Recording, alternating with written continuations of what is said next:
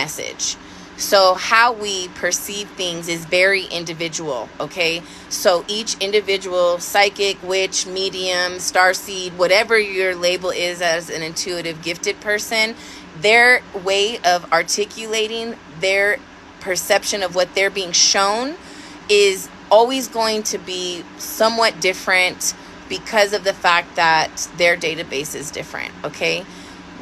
Now, consider there's stages and levels to how we receive these messages and how we can interpret these messages, right? So as we evolve in our awakenings, we are seeing and having awarenesses to things that trigger awarenesses within us, like clicks and synchronicities, and oh, that's why that's that way. And then we evolve out because now we've received and accepted, and now we're ready to receive the next level, right? So consider that everybody is on their own level as well. They're all in different stages of their awakenings and processes, and so what they're perceiving and seeing and processing is going to also be different than the next. This is why we shouldn't judge each other. This is why we shouldn't call everybody out and say, oh, that person's wrong and I'm right, okay? So in addition to that, I will say that what I see, and I can only speak for myself because I will not say that anybody's wrong or incorrect in what they see.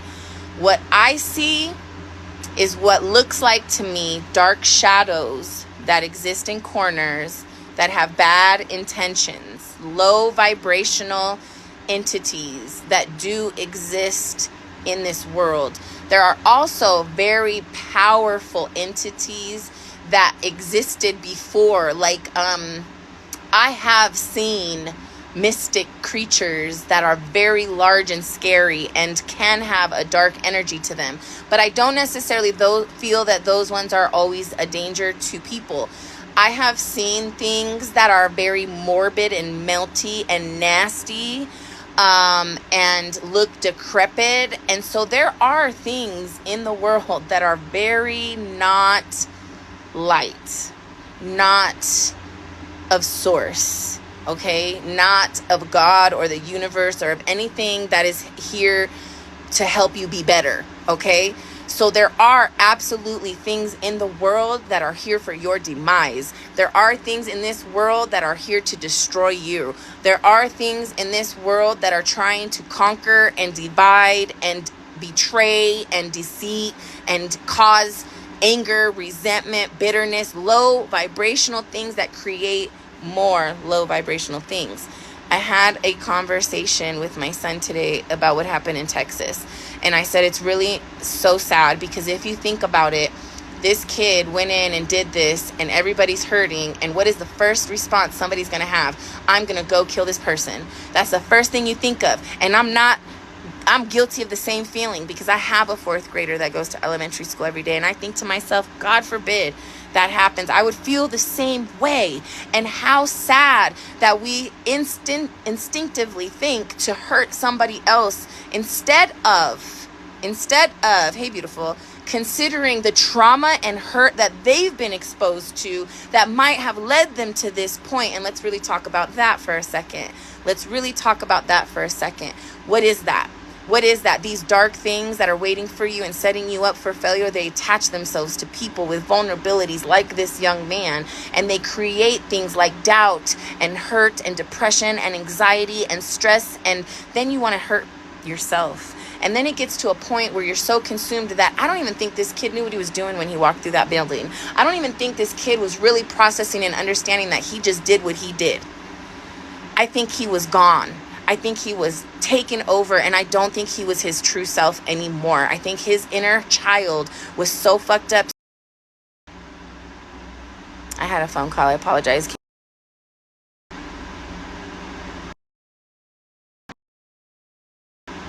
I think you guys can hear me.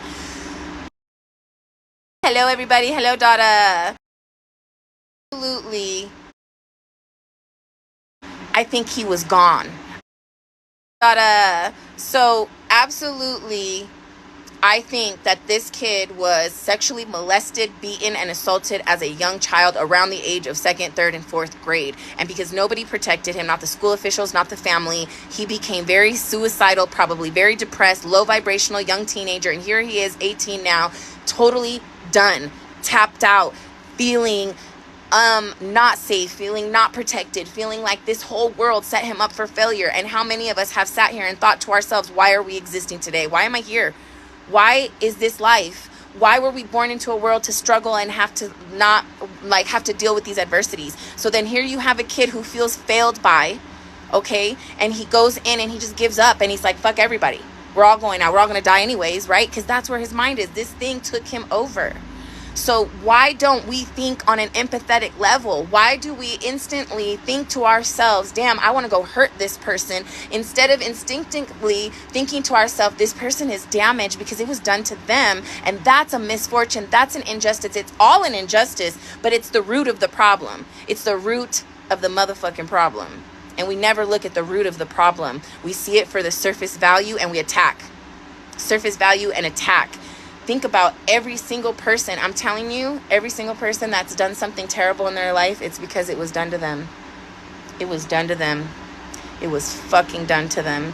And they don't have the tools or the understanding to break the cycle. And it's a sad, sad thing. And until we face that, it will continue and continue and continue. Period. Because the issue is mental health. The issue is that nobody is helping children. Nobody is helping these people. You have veterans out there struggling with fucking mental health and they have no services. You have children out here with no insurance. This kid probably had no medical insurance. He had nobody to talk to. He probably had nowhere to go.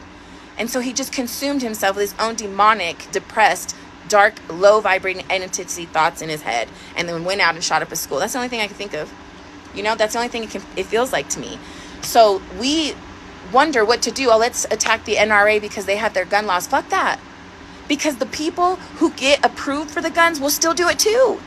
They're still going to do it too. Nobody's exempt from the mind. Nobody's exempt from dealing with mental health issues. You can have somebody with highest stature up here. You can have a whole army full of guns because somebody said they're allowed to have guns and they shoot people too. So it's not the NRA. It's not the guns. It's you guys need to fix your mind. You need to understand that it starts here, and the people who are damaged need this healed. Need this healed. Need this healed. You need to understand that you are not a product of what was done to you, okay? But nobody gives people the tools to work through that stuff. So they live in these prisons in their mind and they fuck themselves over. And that's the problem. Mental health. Mental health is and it's not necessarily mental health, but that's what it looks like in this dimension, in this world. Mental health is the problem, if you want to articulate it to social media or whatever. But in the spiritual world, it is darkness. It is the darkness, the demons, the evil that is out there, that does exist, that's trying to take you down, that's wanting you to be destroyed. And it is. And I see that. So when people say it doesn't exist, or there's some people that are like, oh, we have to come into balance with it. I'm sorry. I don't want to come into balance with anything that I feel and have seen and have heard and felt is trying to destroy humankind. My purpose here on this earth is to teach everybody love and acceptance, and to know that there's a way out, and to know that this is not what we're destined for, and to know that there is something better. And I'm here to help teach people how to do that. And so if there's something that's here to set you up for the opposite of that, why would I be any part of that? That's not part of being in balance. But I do believe that part of being in balance is understanding that it exists and not being naive to the fact that it exists, okay? Don't be naive to the fact that it exists. It is there. And I have a mentor who's been doing my work for 40 years. And one thing she always told me, and still tells me to this day, she said, Michelle, don't ever not acknowledge Jesus Christ. Don't ever not acknowledge Jesus Christ. And I had a hard time with that, because as I've been awoke to different things, I start to even question if God and Jesus is real. And I do think God and Jesus is real. Okay, so I do acknowledge Jesus Christ. And I definitely walk through here and I protect and I call out in the name of Jesus Christ. Okay, but I feel that Jesus Christ was one of us. That Jesus Christ was anointed, right? That Jesus Christ was a gifted person that turned water into wine and could heal people and cure people and do all that shit. That's what we do, you guys. And he was sent down by God, source, whatever, right? So whatever it is, God, source, the universe, Jesus was the first one of us, I guess, in a sense, I feel. And that resonates with me. So that's what we follow. That's what I follow. And anything that is not of that light, and I don't feel that I'm necessarily human, but I don't feel humans are bad necessarily. I just feel humans are lost. They're kind of a dumb race. It's like they really need help. They're struggling out here in these streets. And so other universes come down and kind of say, hey, let us help you out. And they don't listen. Humans don't want to listen. Anyways, thank you. You know what? That's the only way to be. And I've been realizing lately that we're in a time in this world where it's getting really fucking bad. And it's not time to be silent. It's not time to be silent. It's not time to be fake. It's not time to be telling you sugarcoating shit. You know what I'm saying? As I see it, I'm going to tell you, because I'm feeling the same way you are. I see it as I'm telling it.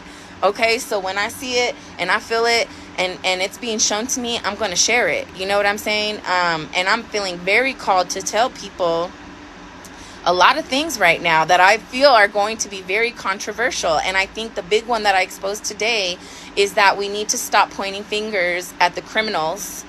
And we really need to start pointing fingers, and not even the people that were before them.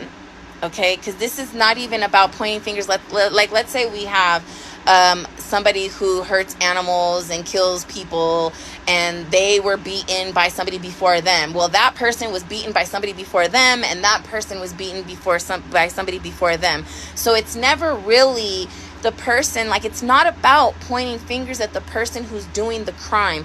But however, I will say this, I do feel people have to be accountable. We all have a right to accountability. We all have to say and look within and be responsible and accountable for our actions at some point. But this is where I think it does become a thing where prisons should be mental health facilities. Prisons should be out here doing mental health, soul searching, healing type shit with these people. Show them their actions were wrong through self-love, and teach them how to look within and understand that what was done to them doesn't have to continue within their lifetime. Instead of isolating them and making them feel more of what they already feel about themselves. Because that's all that is. You have a bunch of people in prison who have put themselves in a place that they already had in here. They already lived in that place. That's why they feel safe there. You know what I'm saying? Instead of doing that, okay, because that's not love, understand that they are victims as well of the same fucking cycle. And instead of condemning them, they need to be healed and helped. And maybe coming out in the real world isn't always the right answer. Maybe it is about a transition. Maybe we should start with some kind of a camp, and they come out into camps, and then from there they transition because they prove themselves within that camp. Like, I don't know what that looks like yet at this level. But what I do know is that prison and throwing people away and they're just victims themselves, that's not okay. That's not okay. And I know there's sick people out there. There's sick people out there. And so I do think it's necessary on a certain level to kind of, what do you call it? When you try to get to know a situation, when you try to analyze the situation as like a period of time where you say, to what level, to what degree is this situation within our help, our control? Do you know what I'm saying? Like, how far gone is this person? How much work is it going to take? Like an evaluation, right, of the level or degree that this person is at. And you really got to go through those layers, and you attempt, and you go every time and you do an evaluation. And I feel like the prison system is supposed to kind of be like that, but it's failed, right? It's failed. So anyways, the point being, it's not about the prison system. More so is I just think we have an epidemic of mental health issues where people are not getting the help that they need to heal and understand and process. And that's why it's my duty and other people's duty to kind of be that. And that's why we survive things in life, right? So we survive the bullshit independently. We all go through shit, right? We're like, oh, we were all molested as children. We were all beaten. We all watched our parents get a divorce. We all went through bullying, right? We all been through something, right? And we say that, And I lost my whole thought. Damn it. I was on a roll. What's up, Lady B?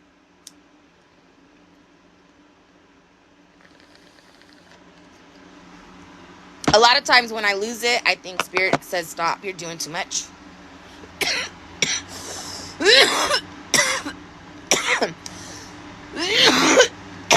Nonetheless, you guys know where I'm going. You guys know where I'm going. I just think that